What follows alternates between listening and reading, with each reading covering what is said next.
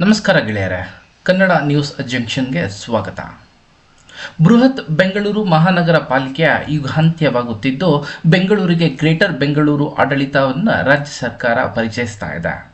ಮುಂದಿನ 4 ತಿಂಗಳ ಅವಧಿಯಲ್ಲಿ ಬೆಂಗಳೂರಿನಲ್ಲಿ ಗ್ರೇಟರ್ ಬೆಂಗಳೂರು ಪಾಲಿಕೆಗೆ ಚುನಾವಣೆ ನಡೆಸುವುದಾಗಿ ಬೆಂಗಳೂರು ನಗರಾಭಿವೃದ್ಧಿ ಸಚಿವ ಹಾಗೂ ಉಪಮುಖ್ಯಮಂತ್ರಿ ಡಿ.ಕೆ. ಶಿವಕುಮಾರ್ ಅವರು ಹೇಳಿದ್ದಾರೆ.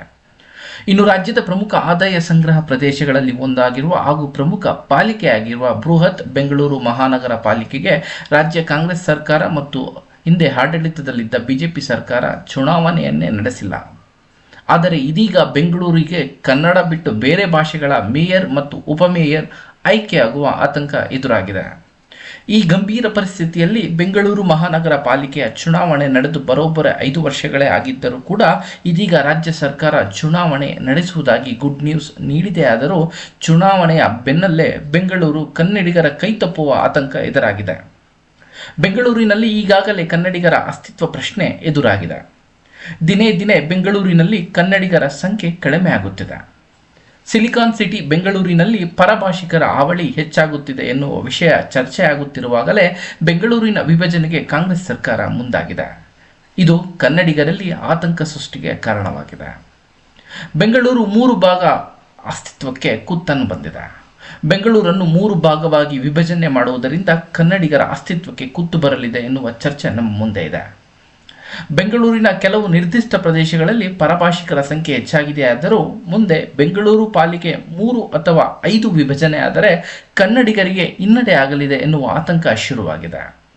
ಬೆಂಗಳೂರು ಕೇಂದ್ರ, ಬೆಂಗಳೂರು ದಕ್ಷಿಣ, ಬೆಂಗಳೂರು ಪೂರ್ವ ಹಾಗೂ ಬೆಂಗಳೂರು ಪಶ್ಚಿಮ ಎನ್ನುವ ಹೆಸರಿಲಿದೆ. ಬನ್ನಿ ನೋಡೋಣ ಗ್ರೇಟರ್ ಬೆಂಗಳೂರು ಬಿಲ್ನ ಪ್ರಮುಖ ಶಿಫಾರಸುಗಳೇನು ಅಂತ. ಬೆಂಗಳೂರು ಮಹಾನಗರ ಪಾಲಿಕೆಯನ್ನು 7 ಭಾಗಗಳಾಗಿ ವಿಭಜನೆ ಮಾಡುವುದು ಇದರ ಮೊದಲ ಕಾರ್ಯ. ಈ ರೀತಿ ವಿಭಜನೆ ಆಗುವ ಪಾಲಿಕೆಗಳಿಗೆ ಪ್ರತಿ ಪಾಲಿಕೆಗೂ 100ರಿಂದ 125 ವಾರ್ಡ್ಗಳನ್ನು ರಚನೆ ಮಾಡುವ ಅವಕಾಶ. ಆದರೆ ಈ ರೀತಿ ರಚನೆ ಮಾಡುವ ನಿರ್ಧಾರವನ್ನು ಸರ್ಕಾರಕ್ಕೆ ಬಿಡಲಾಗಿದೆ. ಗ್ರೇಟರ್ ಬೆಂಗಳೂರು ಜಾರಿಯಿಂದ ಬೆಸ್ಕಾಂ, ಜಲಮಂಡಳಿ, ಮೆಟ್ರೋ ಹಾಗೂ ಬಿಬಿಎಂಪಿ ನಡುವೆ ಸಮನ್ವಯತೆಯ ದೃಷ್ಟಿಯಿದೆ. ಗ್ರೇಟರ್ ಬೆಂಗಳೂರು ಅಥಾರಿಟಿಯಿಂದ ತಿಂಗಳಿಗೆ ಒಮ್ಮೆಯಾದರೂ ಸಭೆ ಮಾಡಲೇಬೇಕೆಂಬ ನಿರ್ಧಾರ. ಪ್ರತಿ 3 ತಿಂಗಳಿಗೆ ಒಮ್ಮೆ ಮುಖ್ಯಮಂತ್ರಿಗಳ ಅಧ್ಯಕ್ಷತೆಯಲ್ಲಿ ಸಭೆ ನಡೆಸಲು ನಿರ್ಧಾರ ತೆಗೆದುಕೊಳ್ಳಲಾಗಿದೆ.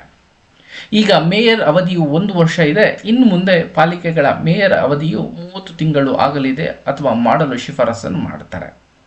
ಹೊಸ ಪಾಲಿಕೆಗಳಿಗೆ ಬೇರೆ ಬೇರೆ ತಿದ್ದುಪಡಿಗಳನ್ನು ಸೇರಿಸುವುದಿಲ್ಲ. ಕೆಎಂಸಿ ಕಾಯ್ದೆ ಪ್ರಕಾರವೇ ಹೊಸ ಪಾಲಿಕೆಗೆ ರಚನೆಗೆ ಅವಕಾಶ ಇದೆ. ಪಾಲಿಕೆ ಸಮೀಪದಲ್ಲಿರುವ ಅಭಿವೃದ್ಧಿ ಆಗಿರುವ ಗ್ರಾಮಗಳನ್ನು ಕೂಡ ಇದರೊಟ್ಟಿಗೆ ಸೇರಿಸಲಿಕ್ಕೆ ಅವಕಾಶ ನಮಗೆ ಕೊಟ್ಟಿದ್ದಾರೆ ಬಿಲ್ನಲ್ಲಿ. ಜೂನ್ 30ರ ಒಳಗಾಗಿ ವಾರ್ಡ್ಗಳ ಗಡಿ ಗುರುತಿಸಲು ಶಿಫಾರಸನ್ನು ಕೊಡಲಿದೆ. ಪ್ರತಿ ಪಾಲಿಕೆಯ ಇಂಟರ್ನಲ್ ಆಡಿಟ್ ಮತ್ತು ಭ್ರಷ್ಟಾಚಾರ ಕಡಿವಾಣಕ್ಕೆ ವಿಜಿಲೆನ್ಸ್ ಕೂಡ ಸ್ಥಾಪನೆ ಆಗಲಿದೆ ಎಂದು ಈ ಬಿಲ್ ತಿಳಿಸಿದೆ. ಏನೇ ಆಗಲಿ ಗ್ರೇಟರ್ ಬೆಂಗಳೂರು ಬಿಲ್ ಬೆಂಗಳೂರಿನ ಸಮಸ್ತ ಅಭಿವೃದ್ಧಿಗೆ ಮತ್ತು ಜನರ ಸಮಸ್ಯೆಗಳ ಆಲಿಸುವಲ್ಲಿ ಎಷ್ಟರ ಮಟ್ಟಿಗೆ ಯಶಸ್ವಿಯಾಗಲಿದೆ ಎಂದು ಮುಂದಿನ ದಿನಗಳಲ್ಲಿ ಕಾದು ನೋಡಬೇಕಾಗಿದೆ. ವಿಡಿಯೋ ನೋಡಿದ್ದಕ್ಕಾಗಿ ಧನ್ಯವಾದಗಳು. ದಯವಿಟ್ಟು ಸಬ್ಸ್ಕ್ರೈಬ್ ಮತ್ತು ಶೇರ್ ಮಾಡಿ.